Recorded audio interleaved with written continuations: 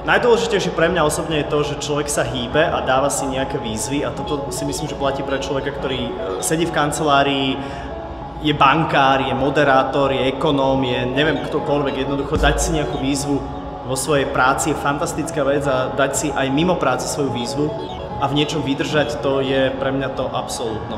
A toto som ja našiel v tom behu, to znamená, že ja som bol človek, ktorý nevedel pri ničom nejak dlho extrémne vydržať, vždy mal taký krúžok, taký záujem, toto a zrazu pri tom behu som našiel nejaké také opodstatnenie v tom, že človek robí niečo vytrvalo. A keď človek robí niečo vytrvalo, tak jednoducho prídu aj nejaké výsledky. A ako vidíte, mám už za ten svoj výsledok aj nejakú tú medailu. Je to síce len účastnícka medaila na maratóne v Chicagu v roku 2009, kde som skončil časom 3 hodiny 24 minút a 29 sekúnd, je to zatiaľ môj najlepší čas. A mám taký pocit, keď sa pozriete na mňa, pozrite sa, ako vyzerám.